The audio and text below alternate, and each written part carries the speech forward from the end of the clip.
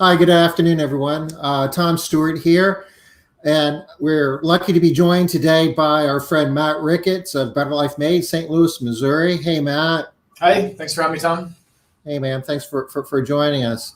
Uh, Liz is taking the day off. She's got some balls in the air and said, "Go ahead, take the day off." Matt and I have this thing down called. This is just another day at the office, right, Matt? Yeah, I'm gonna open up Facebook so I can do what Liz does and do the questions. So I'm gonna try and find when the broadcast shows up. I'm gonna try and find those for us too. Okay. Yeah, that'll be helpful. Yeah.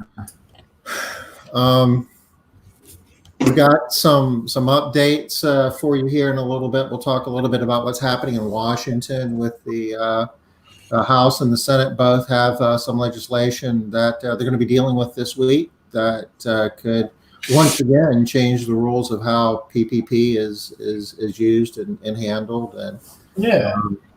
that'll be helpful and good news. Would have been nice to do that stuff 6 weeks ago, right? But that's okay, I guess. I know some of us. I guess the first people that got their money are in their 6th week. I think I'm in my 5th week of it right now. So, I mean, it would have been good to know some of that before, but we'll deal with it, right? You know, when they had that first tranche of money of like 365 billion, and they blew through that, and then they allocated, I think it was another 320 billion, and the concern was that was going to go really fast too, but it hasn't. They've still got about $100 billion in PPP funds that Yeah. haven't been allocated, and people aren't applying anymore. So from what I understand, and this is so my bankers, from my bank, which is Midwest Bank Center, I have a local bank here. We had the average lending amount for the PPP went down significantly from round to round. So the second round, the average was 43,000. The first round was like closer to like 280,000. So a lot more smaller businesses were able to take care of business on the second round. So I think that's kind of what we're seeing there. I think that's what we're seeing there as far as why the money's lasting. It's truly small businesses are being able to take advantage of that. Which is kind of a cool thing, but it makes you wonder if they've got like 100 billion, and actually there's more people giving the money back or just not closing on the loan. So even the monies that are out there, they're thinking that a lot of that's going to be coming back unused for a lot of different reasons. There's articles where banks are just talking about the confusion and people are afraid to use the money and rules are unclear. There's a lot of contributing factors that are equating to those funds not being fully utilized.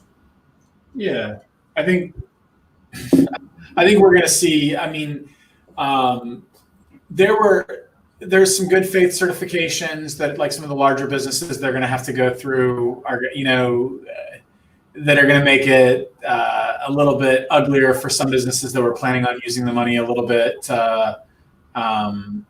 It didn't necessarily like one of the ones that really stood out the most to me wasn't the big restaurant change. It was the Lakers. Did you read that the Lakers? That one stood out. They scored a ton of money. That seemed very abusive to me, where it's just like, come on, that's a franchise that just you can sell hats through this and get through this. You can sell merchandise. Like and people are going to still watch the games on TV. You still have contracts for TV rights. Yeah, you're hurting on some stadium money, and I don't know how much of their revenue is hurt. But I was like, really, the Lakers? Like that's a trivial amount of money given their overall budget. I mean, right. Salaries are capped at $100,000 a year, so I mean they're not paying player salaries out of that. Well, I'm sure it was back office staff and things like that, but it's still an absurd. It's still an absurdity when pro sport again. I am happy to see the smaller businesses being able to take advantage of it, and I'm happy that it didn't run through like it did the second time. Hindsight being 2020, I would have liked a couple more weeks to have gotten the money and been better prepared to have a smoother start. But We've been open now since I believe April 27th, coming up on reopen coming up on a month now, and I think the first week we were just doing training, so I think we're not quite a full month of actual cleaning, but yeah, it's worked out. It's worked out the way that I think it's supposed to have worked out. I think it helped us get back on our feet. It's helped us grow our cash position. But I don't look at that as, oh, that helped us out. I mean, I spent $60,000 to wind down my business basically at my size with, payroll, things that I owed people that I needed to pay. So it's helping me get back my cash position to where it was pre-COVID and maybe a little bit better, so that I have a cushion again if this goes sideways again. And you have some thoughts on whether or not we're going to see some, maybe some fits and starts with this recovery. So, I think we should be encouraging people to build up their war chests, just in case. Yeah, I mean, part of our jobs as running our business as being CEOs is strategy and anticipating, what are the risks, the typical SWOT analysis thinking. And we know that there's a ton of money floating around out there that the federal government's pushed out. A lot of it's going to dry up towards the end of July, as it stands now with like all the employment benefits. There's some economists out there that are thinking that we're going to fall off of the economy is going to fall off a lot in August, just because there's not going to be as much spending because all of the unemployment benefits are going away. And once you get into September, you got local and state governments are going through a budgeting cycle, and their finances, their coffers have been torn apart with all of this as well. And the thinking is there's going to be a lot of layoffs there. Like the airline industry and some of the larger industries had pretty significant bailouts of their own that required them to keep people on staff for a period of time. I mean, you probably still have friends that are pilots. And I can't remember the dates, but I'm thinking it's till October, and then September, I believe, sometime in September. Maybe it's October, but the airlines are very open in saying soon as they hit that date where they can legally let people go, they're going to have to let a whole bunch of people go. So one thing, so agreed. So that's a sector that's going to be hurting for a while. And so what I would suggest is that you're not going to see actually prices go lower. Like at first they were freaking out; they're just selling stuff to get butts in the seat. What's going to happen is they're going to right size the demand, and it's going to be probably twice as expensive as it was before to do air travel, because there's going to be less seats available. But there are going to be some significant reshuffling. One of the bigger problems is because the workforce has there were some rules that allowed the workforce to change age from mandatory retirement at 60 to 65 for pilots. There's going to be some right sizing right now, because that rule is kind of hitting the point where a lot of those guys that were 60 that were grandfathered in that rule are turning 65 now. They're going to be able to do some of that with retirements, but it's going to be rough. Now you're going to be seeing that across all industries, though. Every industry is going to take this as an opportunity. I mean, you see that in any recession, businesses say, okay, we have to downsize, right size, whatever. This isn't going to be any different. It's just going to be layered over top of what's happening to hospitality and restaurants and travel. Yeah, I haven't read many people. Most people believe that we're still going to be in double-digit unemployment going into 2021. So those are good opportunities, though, for a business like ours. I started my business in a recession, and what I tell people is it's a great opportunity to build up an incredible team. So here's the thing. I can't really see. Let me see if I can turn my board here. You can see this board with pictures. It's looking pretty empty, and we still have about 3 more people to put up, but that board's usually full. Right now there's 23 people on it. We've got 3 people we don't have pictures up for right now, and then another 3 coming back. So we have 25 to 26 technicians right now, with some more coming back. Normally we'd have closer to 40. So we're looking to, and I've got a stack of some more people over here that are going on FFCRA. So I've got, more faces, like turn into the picture so I can get them in there. I've got another stack of people that need to go on FFCRA because they don't have childcare. So we have, an opportunity to kind of rebuild our staffing, though, the way we want it. We're actually to the point now where we are at a pretty good supply and demand level with the staff that we have, and actually have more demand than staff. So we're actually hiring. So I have 5 people scheduled to start next week, and if 3 of them show up, that'd be great. If 2 of them show up, that'd be great. I don't know who's going to really show up. We've interviewed them, via Google Meetup or Meets. We're requiring them to do all their paperwork and all their onboarding before they show up. But man, my HR person was out last week, and I did a lot of interviews. There were a lot of good candidates. I mean, I talked to some people that I wanted to get off the meeting with pretty quick, but I talked to a lot of good candidates. She hired 2 more people today. She was back in the office today. She did a lot of interviews, and 2 of them turned out really well.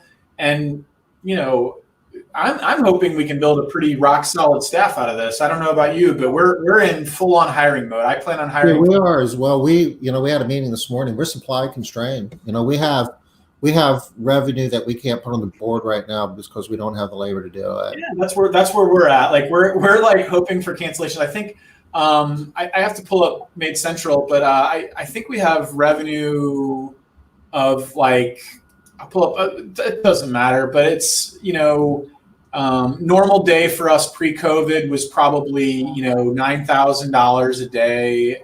So whatever, interpolate that out to whatever your numbers are. This week we're doing 5,000 Tuesday, 5,400, 5,500. So not crazy busy, but next week we've already contacted most of our customers for next week. And I think we're looking at like $6,000 or $7,000 a day. We don't have the labor. We don't have the labor for it. So like, are you finding we've got a lot of people are saying we want to start up in June? For some reason, June seems to be a milestone. Yeah, I'm looking at Monday. We have 72, 59, 91 on the board, 68, 22, 73, 16, 8,000 on Thursday, though I don't think we've sent out reminders yet for Thursday. And Friday still has 7,800 on it. But Monday being at 7,200 after we've already sent out, we've sent out reminders and called everyone. We're calling every customer right now, still confirming every appointment, because we don't want to be wasting any labor resources that we have driving to properties where we're surprising them. So I think that's a real number. We don't have enough labor to do that. Even at guessing, I think we normally shoot for about 280 to 300 per person per day. We're not holding our staff to that standard right now because it's hard with all the new processes. But times 25 people, that's more than we can do. 7,000 is kind of our cap right now with our current staff. So we need people.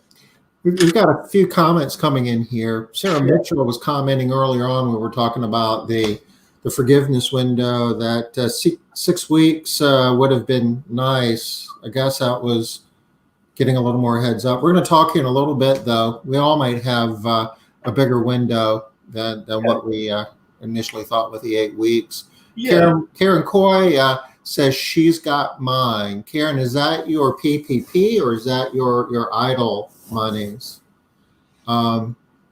She also thinks that the Lakers should have enough money where they don't need any. They can also ask for investors and any business that has access to the capital markets should have been withheld from this money, because you know how hard it is as a small business. Nobody wants to give us money. This is like a unicorn event. I mean, in all the years I've been doing business, I had struggled sometimes to set up a $30,000 line of credit with US Bank. And when I switched to my new bank, that was they were happy to do it. But I mean, the amount of paperwork that it took to get $30,000, it was like a book. When this all started, and I was just I was in digging for every dollar mode of where I could find money. I mean, I had to dig through every piece of paperwork that they wanted, and it was quite intensive. And then it's funny for them just to drop $150,000 in my bank account based on this streamlined one-page application with no documentation. that's crazy. And I know some people were getting $500,000 that got the money earlier than me. Yeah. And there's some thought that, depending on if more monies are allocated, that we can go back and ask for more. I don't necessarily need it unless I see the opportunity to purchase a building, if that could be used for that. In some of the legislation that's out there now is laxing even the PPP funds in terms of being able to invest it in different ways to make the business stronger. It looks like they're throwing a lot of the rules out the window. We'll get to that in a minute. Danet's with us. She's a regular. Hey, how you doing? Karen says that, yes, it was PPP funds that she got. That's great. And you might be able to do a lot more with that and different things than what we thought with some of the changes that are being proposed.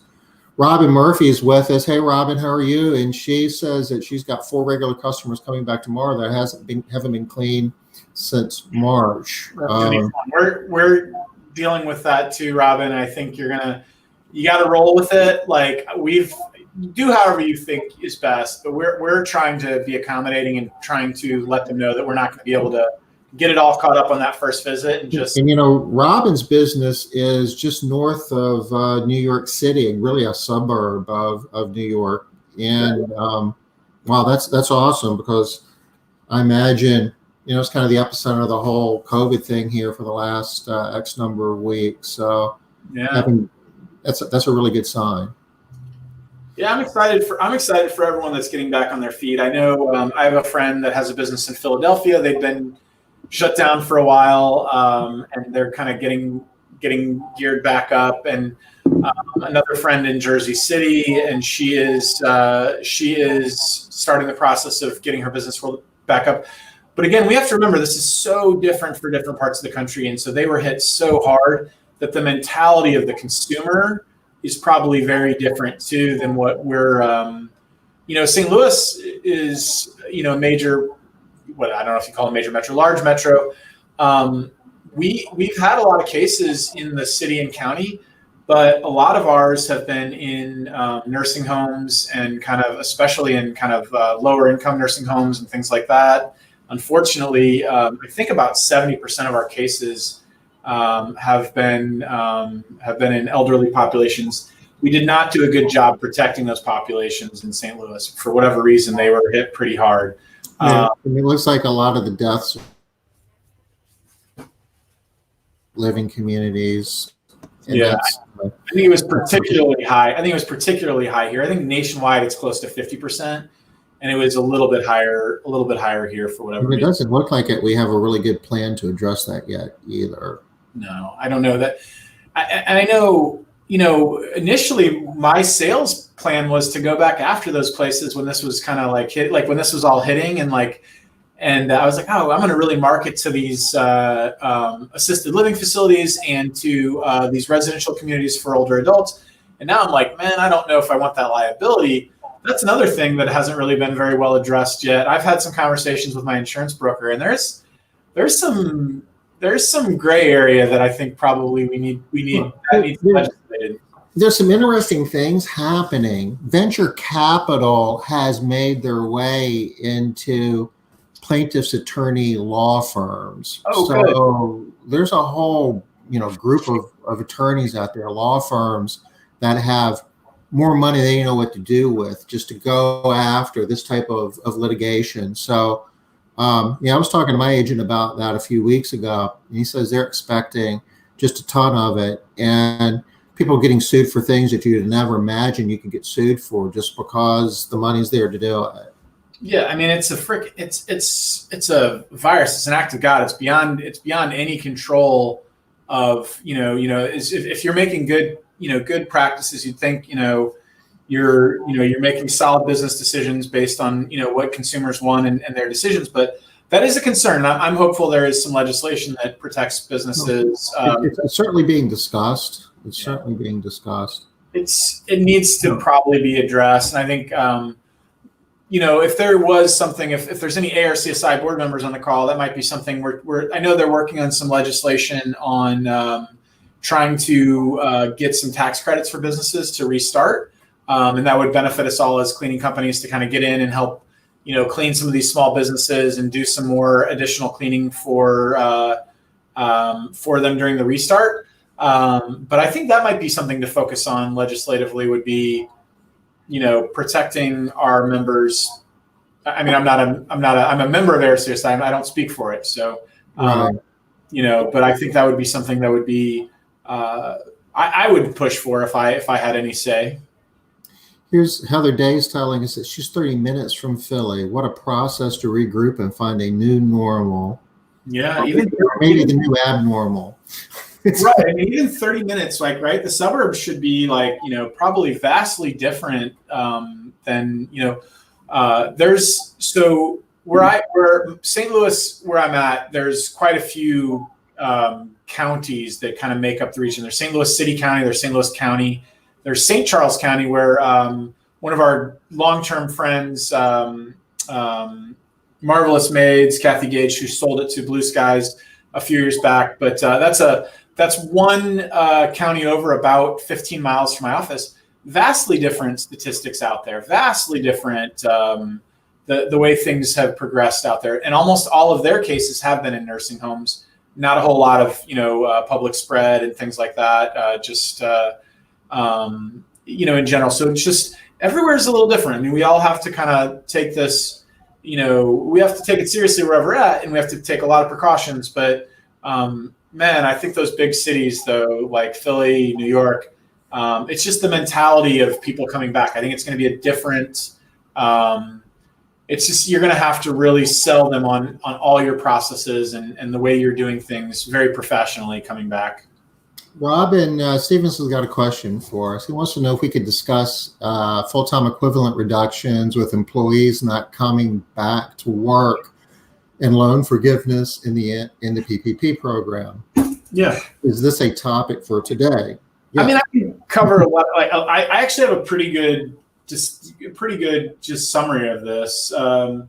There's two ways to calculate your FTEs. I think the easier way is to calculate anyone that makes less than 40 hours as a 0.5. Did you look at that? I thought that was actually really very simplified, because very few of my employees would actually count as FTEs as 40. Probably out of 40 that were on this board before, probably I don't know, 15 of them would actually be technically FTEs. Everyone else would be a 0.5. So my total for the calculation is much easier when I just use that 0.5 calculation. For employees that don't come back, that refuse work, or that go on, I showed you that stack of people that are going to go on FFCRA.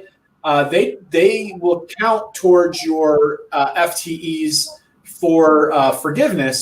So whatever you had before and after, they'll count for that, and you don't get hit against those for your reduction in wages, because they made a choice. They made a choice not to be reduced. And the reduction in wages is based on individual employees. Every single individual is looked at as a most of your cleaning technicians, I guess, are being counted as 0.5. 0.5. But that was before COVID and after COVID. So I mean, it kind of balances out. Yeah, I think that. So that was kind of nice to see that the formula, instead of having to do that, you can still do it the more complicated way, where you go and look at all right, if they're 32 hours, they're a 0.8. If they're 30 hours, they're whatever. For me, it was just this 0.5 is great. This is super simple. It's a little easier than I thought it was going to be. They really made it clear that you're not going to be hurt for those. I mean, I've got 3 or 4 now. I just sent a message to one that I'm I need you to come back by next week, or we're going to stop paying you through. It's really working to your favor, right? Because if before all this, somebody was averaging, say, 30 hours a week, and after this, if they're averaging 20, they both count as 0.5. And that's an interesting point too. Exactly. And so but you could argue, though, that you don't want to reduce them more than 25%, because that would actually be counted against you in the actual physical calculation. I've reduced everyone by 20% for the first few weeks of this. We go back to full-time work next week. We've been on this work share program, and arguably it was working out well until the demand just started to shoot up this last week.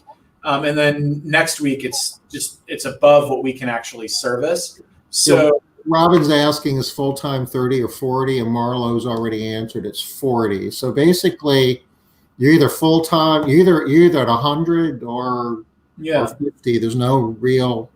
There's no I don't think there's any real benefit to doing the calculated way where you do it like at intense, because so few of our employees actually hit 40 hours every single week on the dial. Anybody that averages less than 40 hours is a 0.5, and you can count them that way. That's a great calculation. I would think in most cases, this new formula, simplified formula, works to our favor. I agree. And I think I need to sit down and go through the final rules that came out this week. My bank has been really good about having, a weekly speaker from a local accounting firm. So I would see if your bank has any resources on that, as far as if they're doing any, not a podcast, but something like this, a live seminar of some kind. But they're not the final rules. They're being, I forget the terminology they use. It's the most current interim rules, the final interim rules. They're saying it in a way it's like, this is the rules as they are now, but don't blame us if they change again next week. Every time my bank puts something out, it always has this is the most current information as of May 27th. They put the date on they're putting the date on every single thing that they're doing, because this could literally be outdated in a week. Let me share something here, because this has a bearing on all of this. We touched upon this yesterday, but I found a little more information on it. This was Steny Hoyer, the House Majority Leader, who is saying that tomorrow they're going to be putting a bill in front of the House to vote on, which will do several things. It will extend the 8-week. I'm going to drop this in the link too. It's going to extend the 8-week forgiveness window to 24 weeks. Or December 31st, whichever comes first. It will let businesses repay loans over 5 years instead of 2. So this is a 5-year loan now, or would be if this becomes law, at 1% interest. It scraps the rule that no more than 25% of the proceeds can be spent on expenses. The Senate has a similar measure that it's looking to vote on, which will extend the deadline to apply for the loan from June 30, and it will double the current 8-week period. So I guess the Senate's version would go from 8 to 16 weeks. Okay. And there's some other stuff here about being more liberal in the Senate bill in terms of how they can how we can spend the monies as well. It'd be nice if they drop more money out there for us to reapply for, to keep our people paid through that. But that would be on top of everything. One thing I do want to address, and I think people need to realize, is it really is going to be hard to get full forgiveness on this loan, and you're going to have some. If you're paying people not to work, like I was for a couple of weeks while we were training them, and we've got some people that are on my payroll that aren't working yet, which is I'm ending next week as we bring everyone back to full time. You're still paying the payroll taxes and things like that, and I think we've all known that from the beginning, but I'm spending that down from my PPP funds, and out of my $25,000 a weekly payroll right now, $5,000 won't be forgiven because it's going to be taxes. Some of that's state too, so it won't be quite the $5,000. But I'm still based on what we know now. Yeah, true. But I'm still on the hook for a few $1,000s for the payroll every week. So you don't want to go crazy and just be paying people to do nothing, because you're still going to have some expenses of that. You've got your federal tax portion that's always been your responsibility, your FICA, any other taxes that are your responsibility, and the money that's been deducted from their check already. You're paying that with their money, and it's being deducted from that, from those funds. So it's, it was never your money to begin with, right? So you're about 15% of your payroll is going to be money you're going to have to pay back anyway, as far as I'm concerned. And that's not such a big deal. But if you are doing anything irrational because your business isn't in an area where you can open right away yet, you might want to think about that too. Yeah, but it doesn't, so much of this doesn't really affect the decisions you're going to be making running your business. You're not gonna not hire somebody or clean a house because your workers' comp insurance isn't going to be forgiven under PPP. It's we're fretting over, well, gee, I'm getting a lot, but I want more. I know. I don't know. I'm just thinking, but if you're not generating revenue, energy focus is better spent managing our business in a logical way rather than spending a whole lot of time. That's why, I don't spend a lot of time doing all these calculations in terms of how much is going to be forgiven. I mean, I want to clean homes. I want to hire people. I want to hire, people that we want to have an organization. I want to bring our people back that work for us if that works. And the PPP is going to take care of itself. I agree. And so our friend Joe Walsh puts it really well. He makes rational business decisions, and he feels like some of this, right, has led to some irrational choices in the way that people are choosing to spend money and do things. I do think as we get towards the end of the money, you definitely need to right size your business for where you are at. I mean, I do know that I have some tougher calls with some management spending. I don't know that I have enough revenue to cover my current management structure. If we don't get back to 80%, which we're going to be close, but I don't want to be spending through the war chest that I built up unless that I can see that we're trending that way, that we might get to 90%, in the short term. But I'm also concerned that we are going to have some ups and downs, and that people are going to freak out again and not want service for a few weeks, and that this is going to be fits and starts. Yeah. But it's going to be in so many different directions. I haven't used the term unprecedented event yet, so I'm contractually obligated to fit that in. So we can go ahead and check that off the list. But this is an unprecedented event, and the economy is going to look weird, in the months ahead. Can't predict how, but it's not going to be the normal as we know it. The unemployment rate is going to be high. There's going to be opportunity. There's going to be challenges. But at the same time, there's going to be surprises, like what we did. This article that we're looking at here, they're talking about taking a 2-year loan, turning it into a 5-year loan, and allowing us to use it for things that we didn't think that we could use it on, when we first got it.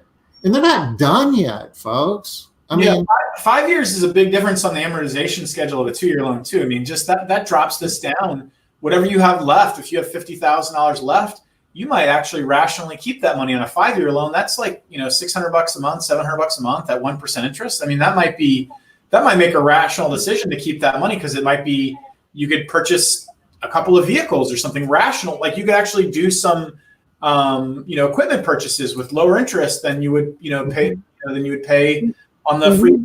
And we don't know what eventually. It seems like that they're getting more and more lax and more giving us more and more options.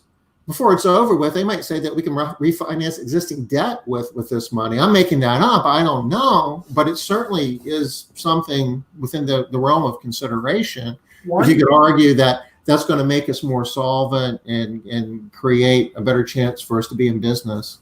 Did you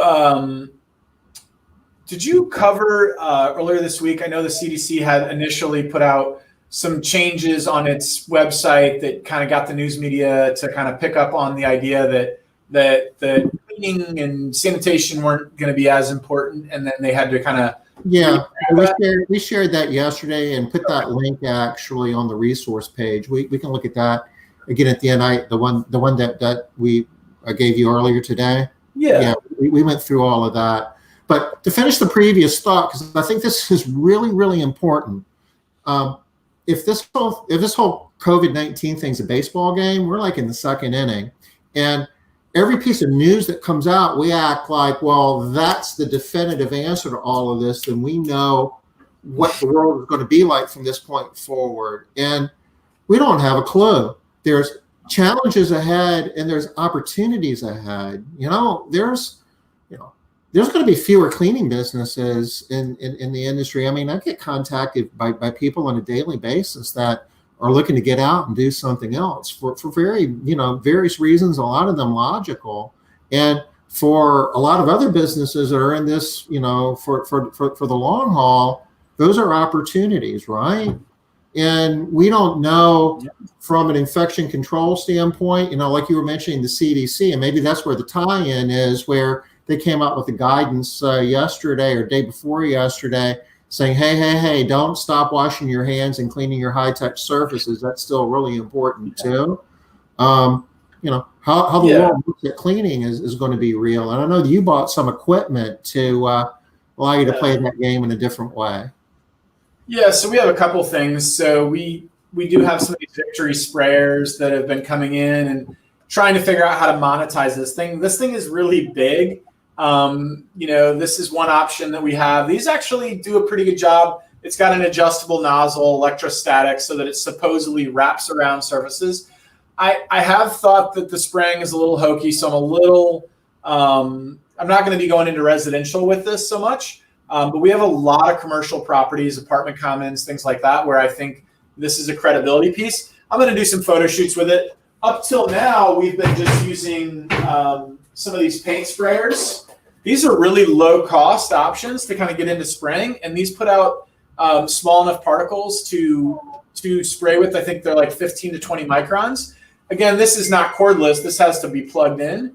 But we've been using these in some commercial spaces to do some really high volume disinfection of a lot of surfaces. Like we have an apartment complex that has this like railing all the way down the hallway, and it would be a little onerous to spray and wipe it.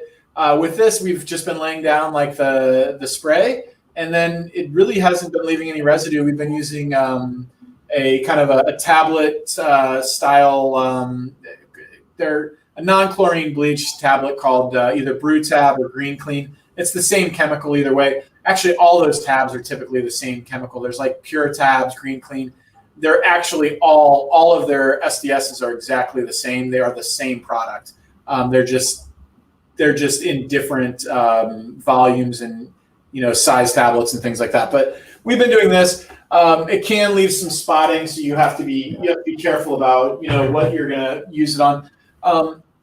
But so Robin Murphy's commenting here that they're using the Victory sprayers in homes, and their clients love it. Okay. I've talked to Robin a lot off to the side. We share some common interests in terms of site created, re-engineered water. And she does a lot with hypochlorous acid and actually, brews a lot of her cleaning products. I would really love to do a whole day of just talking about that. You should have her on. I'd like to learn more about. I'd like to get an on-site generator for my business. I can see that becoming more and more pervasive. Yeah, I mean, especially now that we're aware that hygienic cleaning matters. Do the math. I mean, your size business, my size business. An on-site generator can go from 5,000 to 15,000 or more, maybe 30,000 to buy something high volume. That doesn't sound like it makes a lot of sense unless you're doing a lot of volume. But like, let's say in the middle, 15,000. That's 1 year of cleaning solutions for my company. So because we're in a centralized location, you have multiple locations, so that doesn't necessarily work as easily. But we have one central location doing back in the good old days, a few months ago, doing 60 houses a day. So that would be a cost saver. I'd love to to hear. Robin says do it. I'll pick my words carefully here, but a lot of the major manufacturers of cleaning products make their money off of stuff that goes in a trash can or goes down a drain. Right. And anything that is, generated on site that's sustainable that way, the traditional cleaning chemicals have a lobby. They have a lot of financial backing and a lot of big companies promoting it. You don't have a lot of advocacy on the side of taking water out of the tap and salt and applying some electricity to it and making a a sanitizer that is efficacious. So we're not doing it. The reason that you don't see a lot of it isn't because it's rational, isn't because the science isn't there. There's a mountain of scientific evidence that it's efficacious. It's just there's no body advocating for it because, companies don't make much money selling. No, they're probably right. You're right. Like, so what? So basically, once they sell you the machine, I mean, like basically, you're just buying, like high end salt, basically for some of these OSGs, on-site generators. So I think it's a great way. It's a great way to go. I think most of us that are building businesses that have gotten to a certain size, and I don't know what that number is. It depends on the size, what the equipment costs for this is. But again, like I look at my costs, if I were to put in a high-end, high-volume machine, 1 year payoff on it, I think would really make a lot of sense. I mean, my on-site laundry made a lot of sense just from the fact of we were using residential machines before, and then when those would break, we were driving over to laundromats. Just upping your game to more expensive equipment sometimes pays off. It doesn't always go to be cheap, right? And Mark, Matt, you're one of the best I've seen from a branding standpoint and telling a story standpoint. And not only is it just the cost of trading off between a piece of equipment versus the chemicals, but it's the most sustainable way you can go. You've got the smallest carbon footprint. There's no shipping, there's no boxes, there's no waste. It is green, I think that could be a good story. Right now, there's so much waste though, like in our business, like with these gloves and, like shoe covers, and that's unfortunate. There's not really what I see as like a really, but I think you're right. I think there's a story. But it's efficacious. It's true hygienic cleaning. I mean, you're actually sanitizing surfaces. You can make a disinfectant if you apply the right amount. If you got a spectrum of product that you can make if you want to go down that path, and it's safe. From a environment, it's not like taking EPA controlled pesticides basically and exposing consumers to it, exposing your workforce to it 8 hours a day. It's okay. I'm sorry. I'm going too far. I think but that's a good way. We're talking about investments into our future today, kind of future thinking a little bit. I think that's an area where you might think about where you have some more money and resources than you've had in the past. I've always thought it was a good rule of thumb to have 3 weeks of payroll in the bank. And after this, I'm like, man, that doesn't even feel like it. Because I never thought my business would ever shut down completely. I'm like, 3 weeks of payroll, that's so much money. It's crazy to keep that much money sitting around. And anyway, because anything more than that, I would want to spend and invest and do some other things with. Right now, most of us have probably more than 3 weeks payroll sitting in the bank. We have the PPP funds. We have money that's been building back up, building our war chests up. I would definitely suggest keeping, a strong rule of thumb of some kind that you're going to stick to is what you need to keep as cash on hand. But I think it's a good time to make some investments like this that could pay down, your operating costs over time. I think that would be, an excellent idea. Any other ideas like that? If anyone else is sharing, Sarah Mitchell had a point where this is back to the PPP a little bit. She's talking about she's going to be running low on her PPP funds here, and she's not sure what she's going to do. She's not back to like the right size business for her whole management team, which is kind of the same situation I'm in. So yeah, Sarah, we're going to have to make some tough calls. What I'm doing, and just for your own benefit, is I'm keeping all of my managers through July part-time on what's called Workshare in Missouri. So they're actually, all my managers, including myself and my wife actually too, because we're in the same category in our business. There's 6 of us total, are going to be on Workshare. So we're all getting paid less than we got paid before, 32 hours per week equivalent. But then we get Missouri unemployment plus the federal funds till they run out.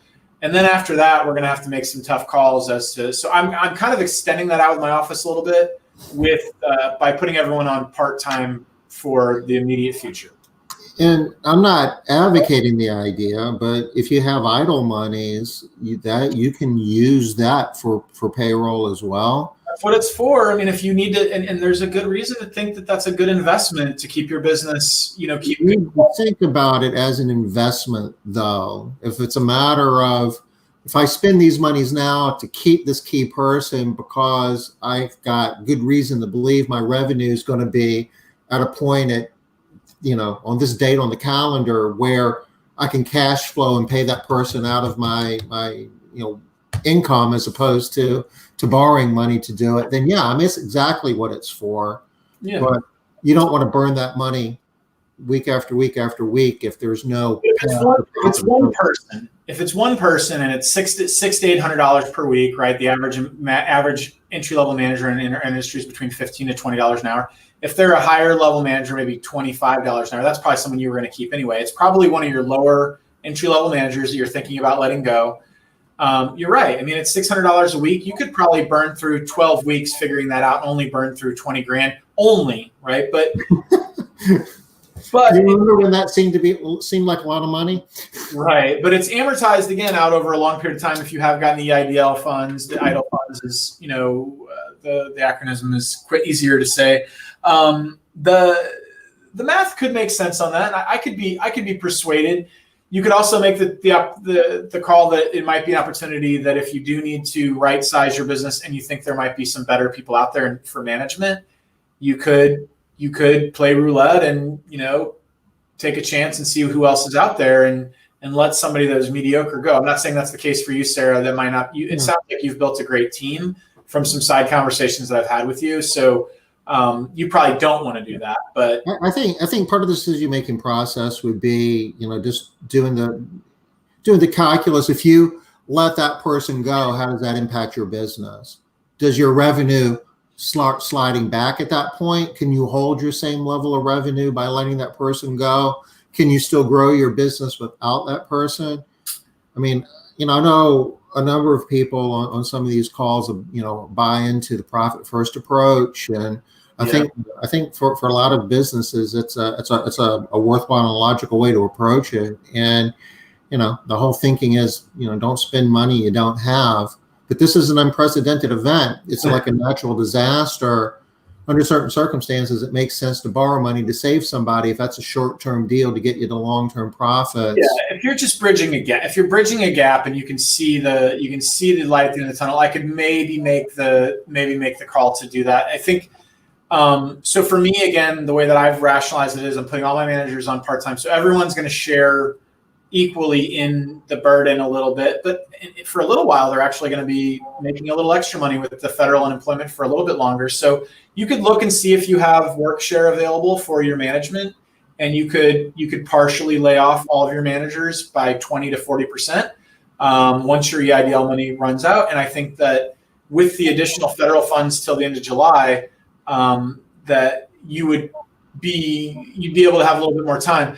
What I found last week is that my HR person was out and I was working pretty hard. I would have a hard time replacing what she's doing. So we were doing, we're on average doing about 5 interviews a day via Google Meet. And it's hard. I mean, she has a hard job. That's, 5 interviews a day doesn't sound like a lot, but there's other HR stuff that she's doing on top of that. 5 people, giving them 45 minutes, then taking notes on each one of them, and then processing them through a matrix of decision of whether you're going to hire them. It's about an hour a person, basically, by the time you do it. Like, that's a big chunk of her day. I didn't like it. I don't personally want to go back to doing that again. And I remember when I was doing 3 or 4 a day back when we were smaller, and that was kind of one of my roles. And I thought I was pretty good at it. And I was like, when I did it last week, I was like, oh man, you probably weren't taking an hour a person though. No, and she may not be either. I may be exaggerating that, but maybe it's 30 minutes a person. But there's some processing time that goes into that. There's probably some people you take maybe 5 minutes with. Yes, I was a couple that I was like, I can't get off fast enough. But I give everyone like the same sheet of questions. I give everyone the same benefit of the doubt, even if. Just because I don't want to be like making any first, rash impression that's not true. So it's, there are people you're like, can we get this over with very quickly? That's.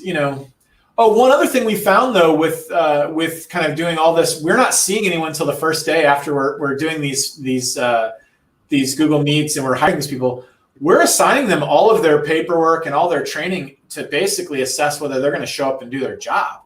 It's actually been wonderful because we can actually already identify the people that aren't going to show up on the first day because they haven't done the work they're supposed to do, and we've offered to pay them 4 hours of pay for that work if they show up and do the work on the first day. But we're actually identifying so many people that are they're not going to work because they're not actually doing the pre-work to get started. So that's been kind of a cool thing. That's something we'll stick with probably past this. So Google Meets, is that a good platform? Is that working for you? It's okay. It's because we have it. We have G Suite for our email, and so it's included in our pricing. $5 per user per month. Everybody has it. I will say that a lot of big corporations were using it before Zoom, but Zoom really is much more stable, better visual, better. Google just seems like it's like another half-baked Google product, which, kind of par for the course for Google. It's good enough. I haven't looked at Zoom in a while for this application, but I remember it being somewhat problematic because the job candidate needed to have some client side app on their phone in order to make it work. Yeah, you still need an app for Google Meet. You don't need one for if they're on their computer, but they do need to download the Google Meet app for. But same thing for pretty much all of them. They're all being all of them, yeah. But so that seems to be a problem for a lot of people, just the technology and just. I don't know. I mean, me and you use so much technology in our businesses. It's kind of weeding out people that probably wouldn't be candidates anyway, because if they can't run a smartphone, I mean, they can't log in. Me and you use the same stuff. They're not going to be able to get their jobs in the morning, are they? I mean, I have a couple people that are just technologically just disadvantaged people, and they have to work in teams. They wouldn't be able to get a job with us now under the circumstances. They wouldn't even be able to do it. So I don't, I think it's going to change what our workforce looks like and who can apply. It's going to make it harder for some people to get jobs, but those people are going to have to adapt. The skill sets that you're going to need, even in a job like, what we would consider entry-level workforce, right? Fast food, service work, hotel hospitality, your technology skills are going to have to increase. The workforce is going to be, more tech savvy in the next, I don't know, it's started quick. I would have said 5 years, but now I'm going to say 5 weeks. You better pick up your game. It's going to be a different world, and the technology is pushed. Basically, everybody in the organization needs to be able to function on a mobile device and be able to do basic activities. Yeah, the paper's gone away. Yeah, I think we're talking about that a lot within when we're talking about Made Central development. Do we need an app like a client-side app for the device? Would it be more stable versus web-based, and would it make it easier for people to use and things like that? We're having those conversations about making the technology easier for people, but I mean, web-based tools, things like that, I think most people are pretty confident, comfortable with. It's just there is probably 10 or 20% of the population that's going to be a little bit more challenged by that. My wife has more soft skills. She's a human resources person, in person, but her computer skills, she passes that on to one of our managers, but she's great one-on-one with people. But, those skills are, I've just been impressed with her, watching her, learning all this technology, because she never wanted to learn it before. But now with teaching the kids schoolwork stuff, man, she's doing Google Meets with the kids' teachers and stuff that I wouldn't have counted on her to do. So I would say if she can pick it up, she doesn't even like to get on Facebook. If she doesn't even want to log in onto her phone, she wants a flip phone. She doesn't even want an iPhone. So if my wife can pick that stuff up, she's totally hates technology, thinks it's, very anti-personal and just doesn't like it. Then everyone's going to probably be able to figure it out. Cause 4 weeks ago, I would have said she wouldn't be able to figure out all this stuff that she had to do for school. But she's very capable. She just likes putting that off on all the managers. Hey, do this for me, print this, do this. and now she's figuring all that stuff on her own. So I think everyone's going to figure it out. I know we're pushing up against 5. Do you have anything else you want to cover? We've got about 5 minutes. I'll just show everybody where cleaning business today is.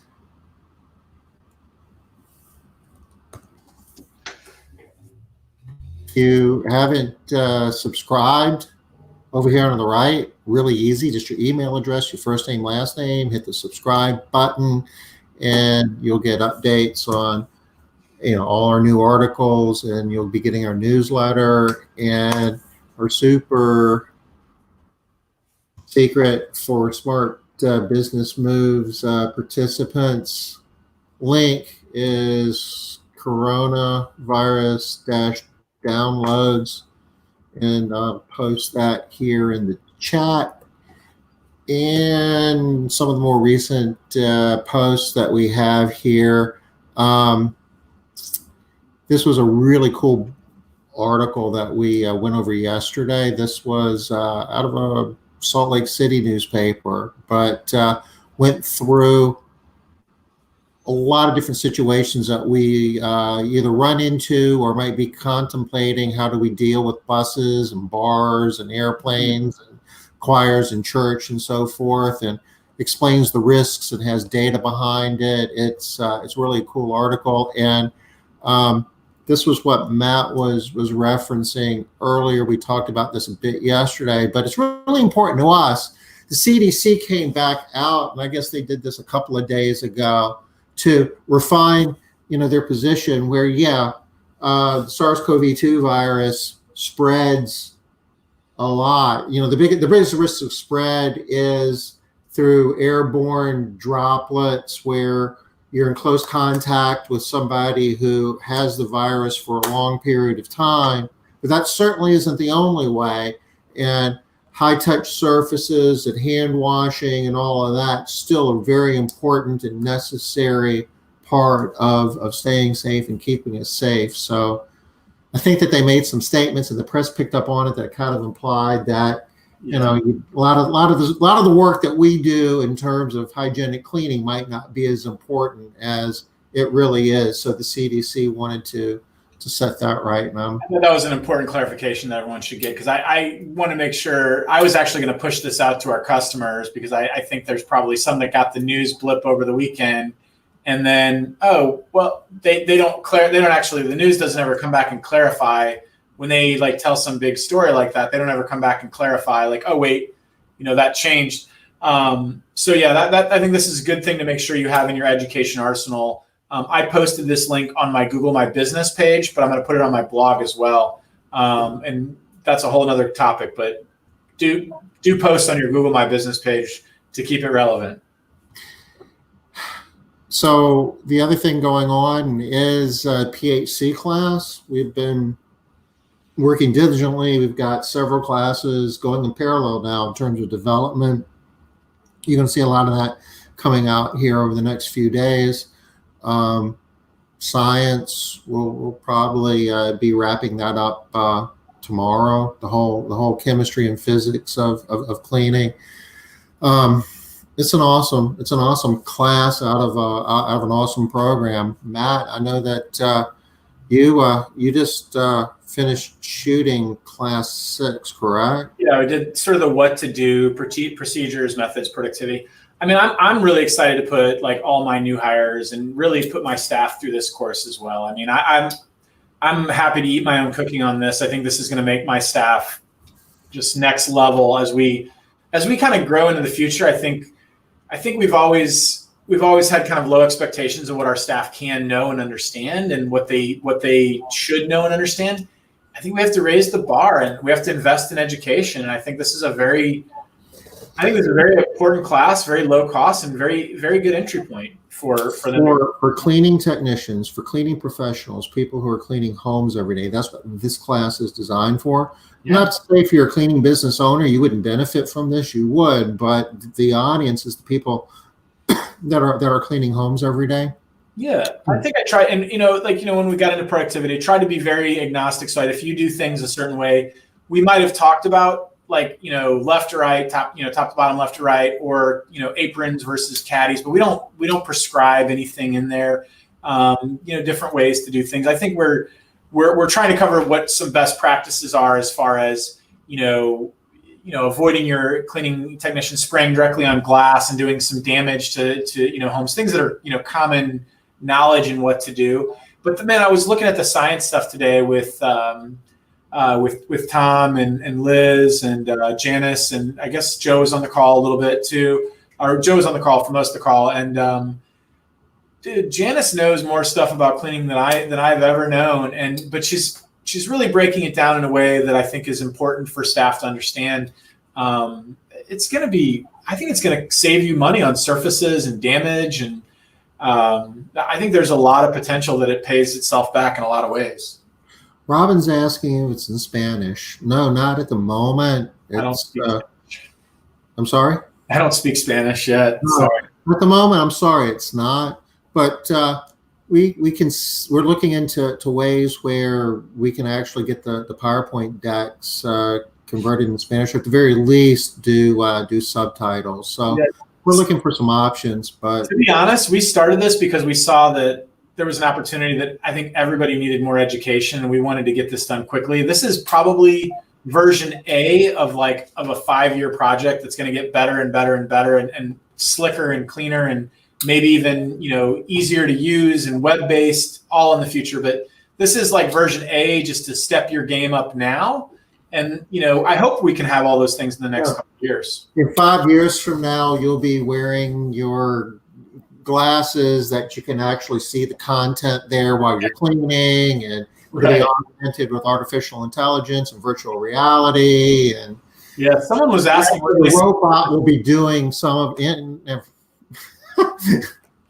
Big plans.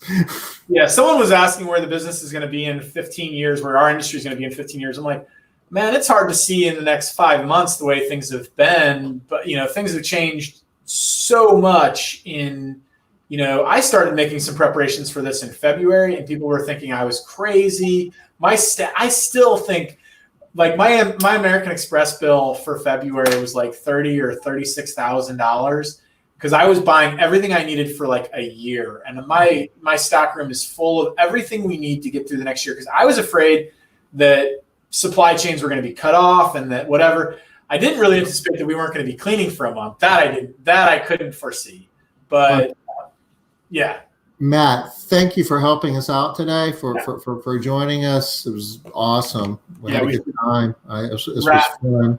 Thank you, everybody, for being with us. We'll going to wrap this up. We're against the hour, but we'll be back tomorrow at 5 o'clock Eastern. You guys take care. Awesome.